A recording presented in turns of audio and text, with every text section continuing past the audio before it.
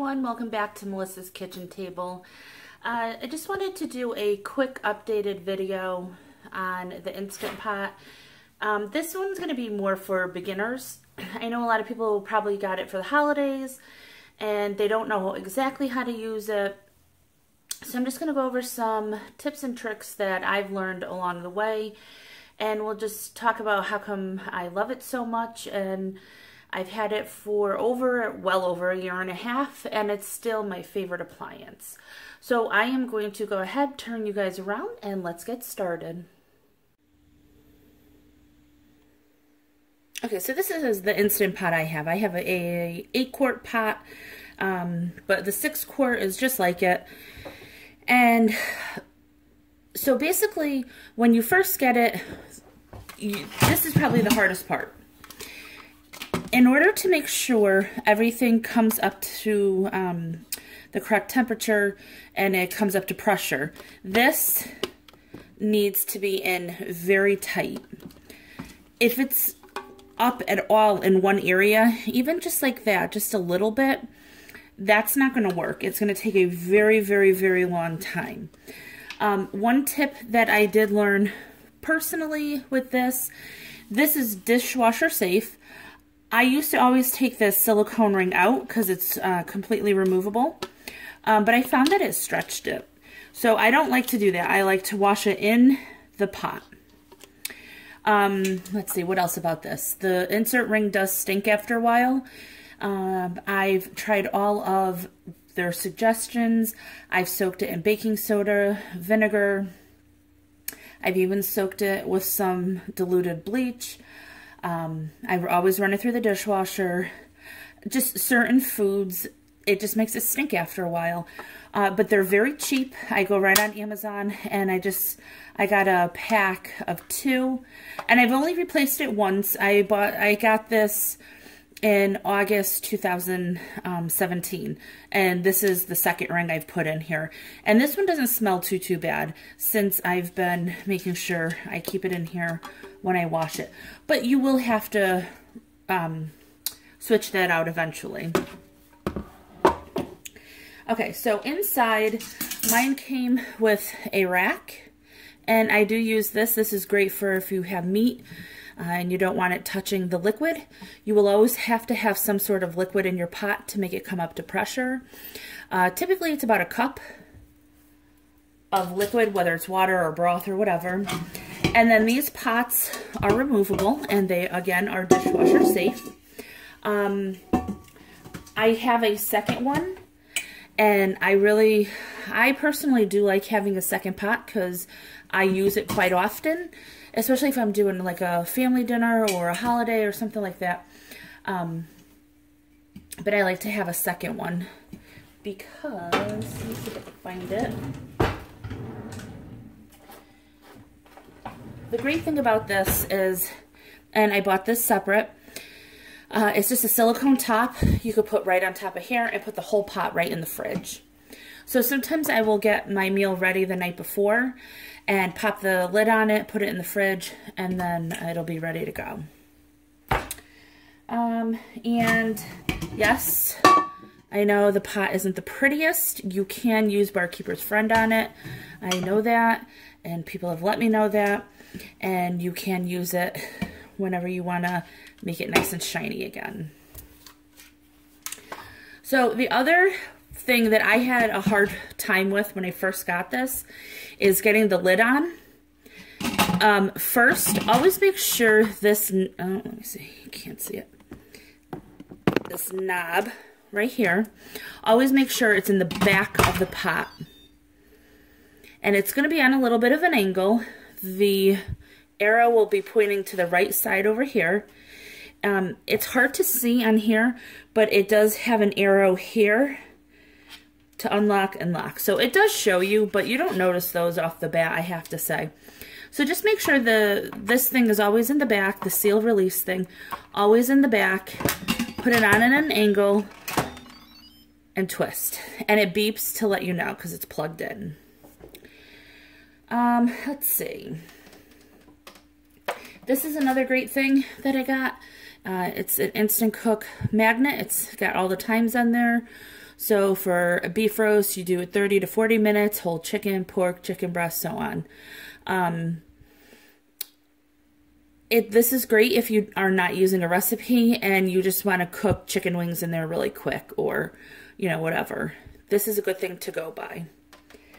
But I don't even have all the times memorized. You know, I have to look at different recipes as well, so you don't have to go crazy with that.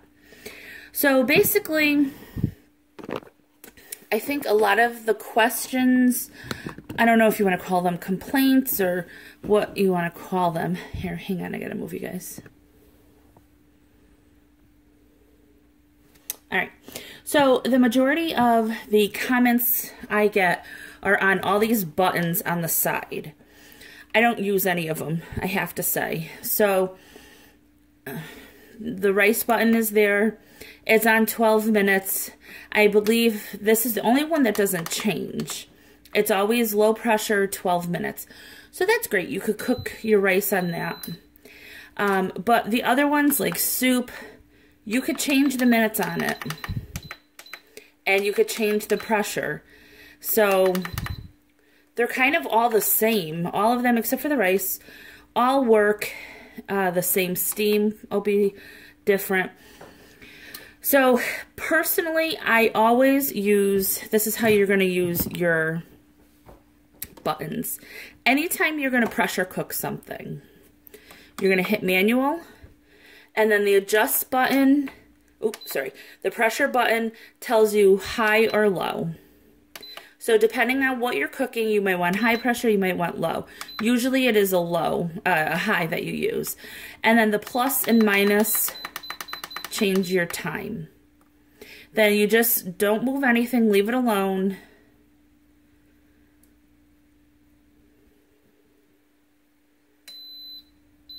And it starts on its own.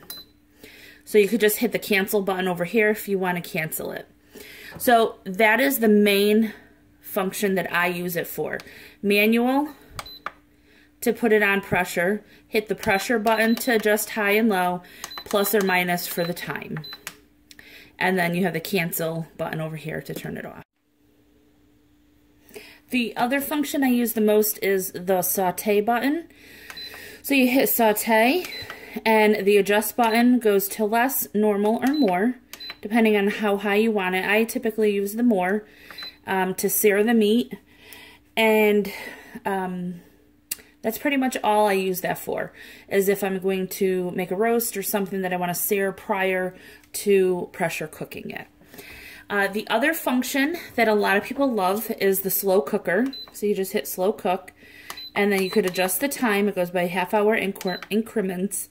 And then again, less, normal, or more. Less is low, more is high. I've never used the normal one. And that, if you use this as a slow cooker, always make sure that your pot top is down to venting. Always make sure it is on sealing when pressure cooking, venting when slow cooking. The other thing is this little thing here. When there is pressure in the machine, in the pot, this will be up. You cannot open it. It automatically locks. Another term that people use a lot is quick release or natural release. When you do a quick release, you're going to release the steam on this manually. And I mean, you're going to take this knob from the sealing position and put it to the venting position, and all the steam is going to come out of here. So you don't want this right underneath a cabinet, or like this is a microwave. You don't want it right underneath anything, because all that steam will come out. A natural release is you leave it in the sealing position, and this will automatically come down when all the pressure is out of the pot. That takes a lot longer. I think that's about it. Of course, if you guys have any questions, leave them below, and I will always answer them. This pot itself is not dishwasher safe. The lid and the insert is. Some of the inserts that I like to use are the steam basket. This is great to steam vegetables in. Another one of my favorites is the egg basket holder. I don't know, whatever you want to call it. You just put the eggs in on that so it's not sitting in the water. And then it also had a cheesecake pan. So this is pretty cool. Of course, you could just buy this in the store, get a regular cheesecake pan, no big deal. So that one is not a must-have. But most people do use their steam basket. So that is a great thing to buy. And you could, of course, do hard-boiled eggs in here without this. So I wouldn't say it's a must-have, but I do like having it. My number one recipe to cook in here is hard-boiled eggs. And the reason for that is because these eggs peel very, very easy every single time. I never, ever have a problem. So that would be my number one thing that I like to cook in here because it is the easiest to peel after. I would say my number one recipe would be like a pot roast or roast beef type thing. But yeah, the cooking method would be hard-boiled eggs. Recipe would be the pot roast. I'm going to link all my Instant Pot videos down below that make it really simple and easy. I've done ribs in here. I've done pork in here. I've done chicken breast for shredding. I've done pot roast. I've done stew in here. The other thing I love to cook in here is rice. Rice is a great thing to cook in here. It's it cooks very well. So I'm going to link all those down below. But I hope that helps a little. Oh, the other thing I wanted to show you real quick. I didn't find this out, even though it probably just looks like common sense, but these little notches here on the side are for holding your pot. Yeah, that took me a while to find that out. And then once you find out, you feel stupid because if you look at it, it's right there. But yeah, anyways, I really love this. This is probably one of the best gifts I've ever, or most utilized gifts I've ever gotten. I do love having it. I'll show you guys this if you want to just copy down the minutes. I had gotten this, someone sent this to me, but it is really helpful and I do love having this. So I hope you guys enjoyed this video. I hope it was helpful. Please leave me a comment down below if you have any questions. Subscribe and share, and I'll talk to y'all next time. Bye.